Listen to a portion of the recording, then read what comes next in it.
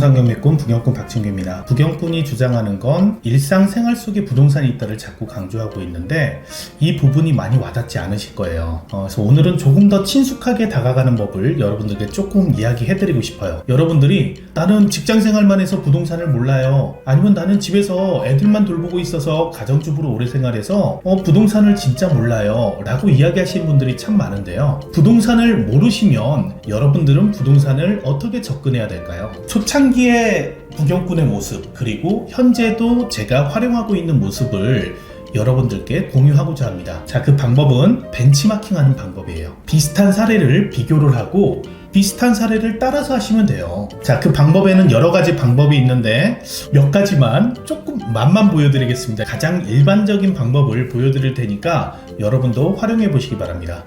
부동산 경매꾼 부경꾼 박진규입니다. 제가 지금 말을 느리게 하는 이유는 날이 추워서 입이 얼어서입니다. 자, 현장을 나와봤는데요. 너무 추워요. 이렇게 추울 줄 모르고 장갑도 안 끼고 왔는데 죽겠습니다.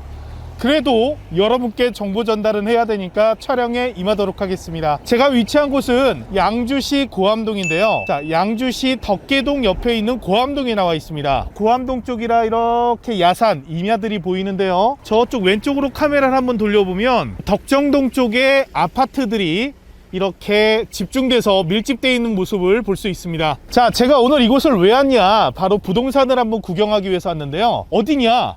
바로 왼쪽에 있는 이 임야가 나왔습니다. 임야가 14,000평, 무려 14,000평이나 나와 있는 물건을 소개를 받았습니다. 경매는 아니고 일반 매매인데요. 14,000평 임야, 과연 우리에게 기회가 있을까? 그 목적에서 현장을 나와봤습니다. 양주시 덕계동 고암동, 도시가 바로 옆에 인접한 임야, 바로 옆쪽으로 4차선 도로변에 이렇게 붙어 있습니다. 4차선 도로변에 붙어 있고 지도와 저의 위치를 특정해서 보여드리게 된다면 땅의 모양은 이렇게 생겼습니다. 저는 현재 이곳에 위치하고 있습니다.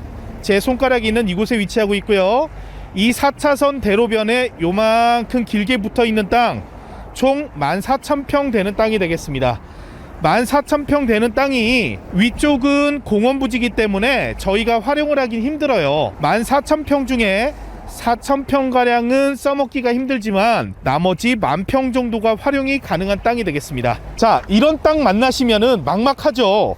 도대체 이거 어쩌라는 거야 라는 생각이 들게 되는데, 경사도를 봤을 때는 완만한 모습을 보이기 때문에 토목을 하는데 크게 부담이 없을 것 같아요. 그럼 토목공사로 해서 도대체 뭐 할 건데, 이런 생각이 들게 됩니다. 제가 강조하고 있는 것은 부동산이 어느 지역에 있냐보다는 그 입지가 어디냐, 출구 전략을 잡을 수 있느냐가 중요하다고 저는 항상 강조를 하고 있습니다. 양주시 고암동에 4차선 대로에 붙어있는 이 땅의 가능성은 입지를 보면 제 전방쪽으로 1km 정도 가면 양주 인터체인지가 바로 나온다는 점입니다. 양주 인터체인지, 구리에서 포천까지 이어지는 구리-포천 고속도로가 있죠. 구리-포천간 고속도로에 위치한 양주 인터체인지예요. 이 인터체인지가 이제 구리를 지나 세종까지 고속도로가 연결이 됩니다. 한 교통의 축으로 자리를 잡게 될 건데요. 서울의 접근성도 당연히 빨라졌고 양주시 자체에 GTX도 들어올 예정으로 되어 있기 때문에 양주에 대한 관심이 많아지고 있습니다. 자, 그래서 양주시에 있는 이곳에 부경꾼이 생각하는 출구 전략은 바로 물류센터입니다. 요즘 생활 패턴이 바뀌면서 온라인 유통이 많이 강조되고 있습니다. 그래서 물류의 중요성이 대두되고 있고, 따라서 물류센터가 그만큼 중요해지고 있죠. 그래서 지역 거점마다 거대한 물류센터를 다 끼게 되는데요. 여기 또한 대형 화주들을 끼고 물류센터를 하게 된다면 저는 입지상으로 아주 유리한 조건을 선점할 수 있다, 이렇게 생각이 됩니다. 그런데 우리가 여기서 확인해야 될 부분이 있습니다. 무엇이냐? 토지의 용도예요. 이런 야산에 우리가 물류센터를 할 수 있을까? 짚어봐야 된다는 겁니다. 그러면 해당 토지는 도대체 뭐 하라고 있는 토지인데? 라고 알아야 된다는 거죠. 해당 토지의 토지 용도를 봐야 된다. 땅을 보고 땅이 위치가 어떠니, 잘생겼느니 못생겼느니 백날 봐봤자 소용이 없다. 나라에서 본 땅을 어떻게 활용하라고 토지의 용도를 지정해 두었다는 거죠. 그래서 해당 토지의 용도가 무엇인지 봐야 된다. 그래서 해당 토지에 토지 이용 계획원을 떼어보니까 이곳은 자연녹지 지역이 됩니다. 자, 자연녹지 지역. 자연녹지 지역은 건폐율이 20%, 용적률이 50%밖에 되지 않아요. 다른 지역 지구를 보니까 특별히 걸릴 만한 부분은 없는데요. 자연녹지라는 부분이 많이 걸립니다. 아, 자연녹지니까 이 넓은 14,000평 되는 토지에 건폐율을 20%밖에 못 짓는 거예요. 2,000평밖에 저희가 건축 공간을 활용할 수가 없고, 그러면 우리에게 기회는 없는 것인지 저하고 같이 해당 부동산을 좀 둘러보도록 하겠습니다. 이동하시죠. 지금 저희 목적물은 이 정도부터 나와 있습니다. 자, 여기서부터 이쪽에 있는 부분이 답니다. 전부 다 저희의 목적물이 되고요. 자, 이렇게 오니까 여기서부터 저쪽 끝까지 전부 다 땅이 되는데요. 만평이니까 굉장히 땅이 큽니다. 여기에 이런 옹벽이 나타나요. 분명히 저희 땅인데 땅으로 진입될 때 도로에서 바로 진입이 안 되게 이런 옹벽들이 있어요. 해당 토지로의 진입에 굉장히 불편할 것 같은데 우선 가보도록 하겠습니다. 아, 땅이 굉장히 좋은데 이런 옹벽으로 가려졌다는 점이 너무 아쉽네요. 맞은편으로는 아파트 단지가 바로 붙어 있는 땅이고요. 자, 우리 해당 목적물이 여기까지로 보이는데요. 자, 옹벽이 오다가 여기가 지금 잘린 흔적이 있습니다. 아마 측량을 해봐야 되지만 저희의 해당 부동산이 이쪽에서부터 시작되는 것으로 예상이 됩니다. 땅 모양이 이렇게 튀어나온 걸로 보여요. 튀어나와서 해당 임야가 있는데요. 임야의 모양을 보여야 하니까 저쪽에 잘린 흔적들이 있습니다. 토목공사를 했던 흔적들이 있죠. 저희 부동산 지금 지나쳐 오면서 아쉬운 게 많아요. 입지는 좋은 것 같은데 자연녹지라 건폐율이 20%, 용적률이 50%밖에 안 되고 대로변에서 바로 진입이 힘들구나 라고 생각을 하고 지나쳐 왔어요. 그런데 옆을 보니까 저희와 토지 용도가 동일한 부동산을 보아하니 여기에 저희에게 기회가 있을 것 같은 생각이 듭니다. 쭉 보아하니까 토목공사가 되었고, 이쪽에 건축물을 볼까요? 야, 이렇게 어마어마하게 큰 건축물을 한 개동, 두 개동을 지어놨어요. 앞에 있는 건물은 근린생활시설로 보이고 뒤에 있는 건물은 병원으로 보이는데요. 어마어마한 규모로 보입니다. 자, 여기에 우리 부동산에 기회가 있고 가치가 있다고 생각하는데요. 뭔가의 비밀이 있을 것 같아요.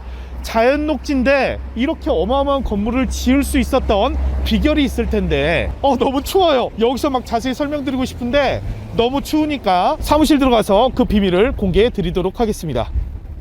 아우, 추워. 영상을 보시니까 어떠셨어요? 여러분들이 임장을 갖다 생각해 볼게요.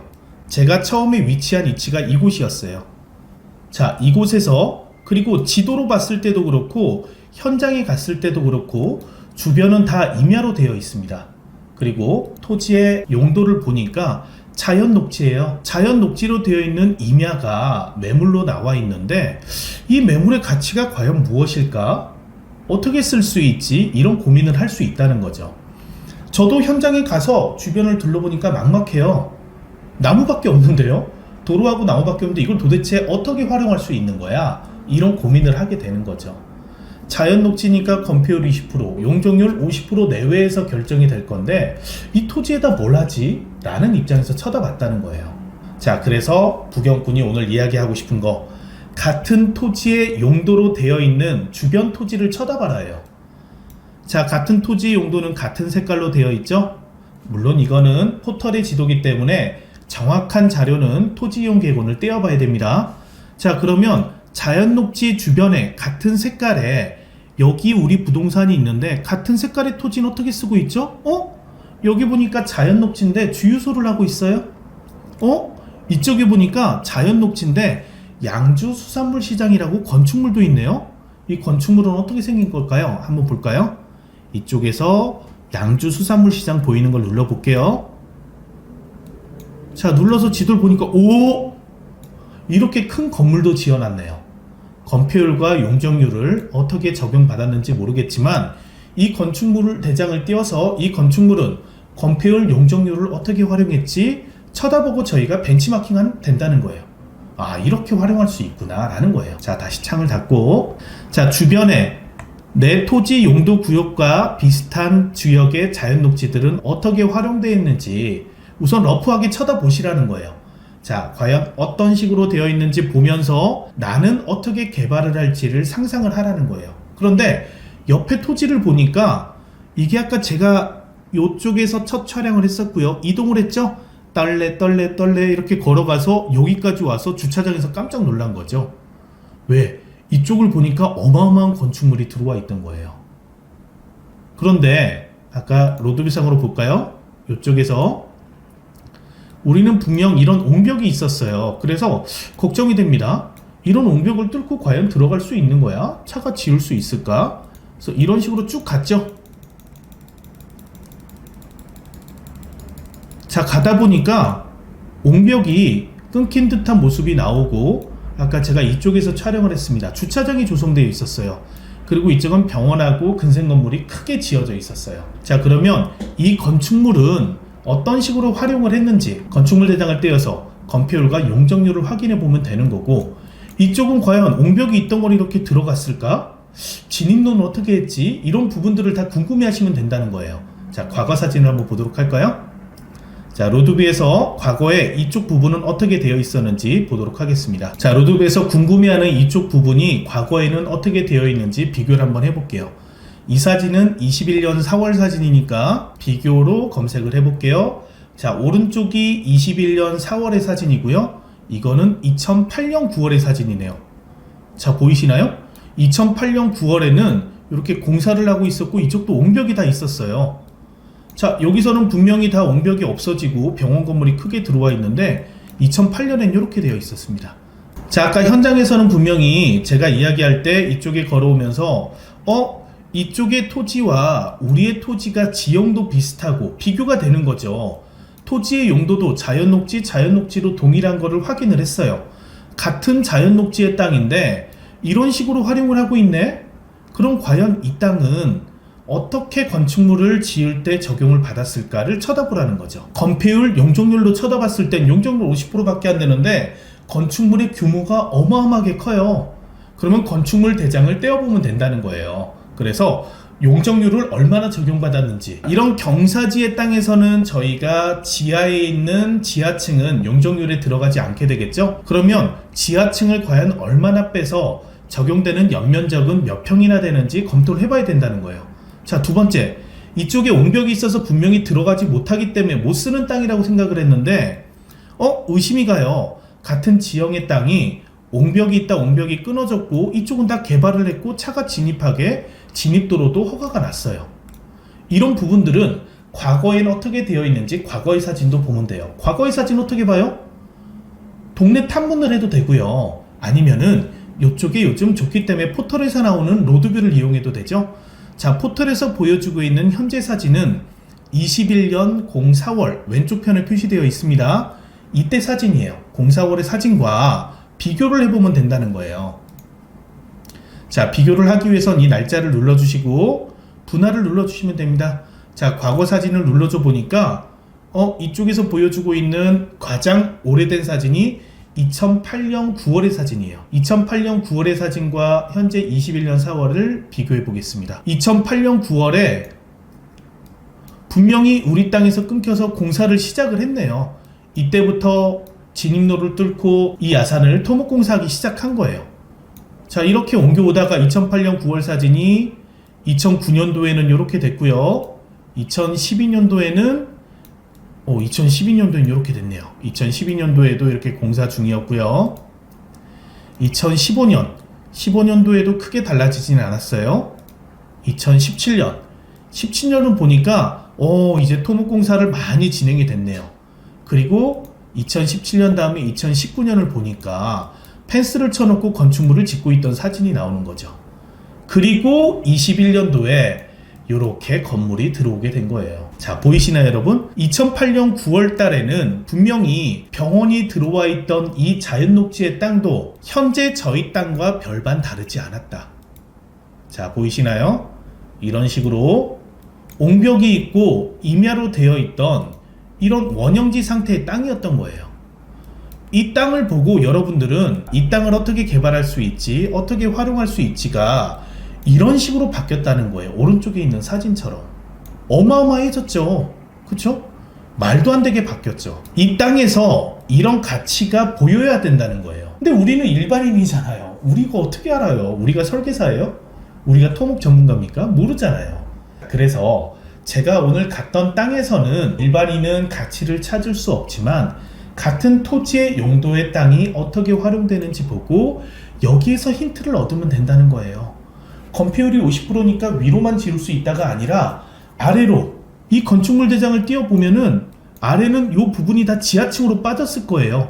지하층으로 지하 1층, 지하 2층으로 빠지고 지상으로 1층, 2층, 3층이 빠져 있을 거예요. 이런 식으로 어마어마하게 건축물의 면적을 넓게 쓸 수 있다는 거죠. 사업성이 완전 달라지겠죠. 이렇게 된다 그러면. 자, 그래서 여러분들이 토지를 보면 이 토지에서 여러분들의 머리로 번뜩이는 생각으로 여러분들만 할 수 있는 여러분들이 최고의 답을 찾아내야 된다는 게 아니라 남이 어떻게 하는지 보고 가장 우리가 따라야 될 벤치마킹 대상을 정하고 그쪽으로 따라서 토지를 개발하거나 상가를 개발하거나 업종을 접목시키면 된다가 오늘의 영상의 핵심이 되겠습니다. 자, 영상을 마쳐보겠습니다. 오늘 제가 이야기해드린 방법은 여러분들 뭐 직장 생활을 하거나 가정주부거나 하시는 분들 다 해당이 돼요. 이게 뭐예요? 가장 실전적인 부동산 공부법이에요. 책으로 공부하는 거 다 필요 없습니다. 여러분들의 비교 대상은 여러분들 주변에 얼마든지 있다는 거예요. 여러분들의 관심과 실행력만 있다 그러면 리스크 없이 성공된 투자법으로 다가갈 수 있는 실전 경매, 실전 공부 방법이 오늘의 비교 공부법이 되겠습니다. 자, 오늘 영상 보시면서 여러분들도 꼭 실행하시고 성공으로 나아가시기를 부격군이 언제나 응원하도록 하겠습니다. 감사합니다.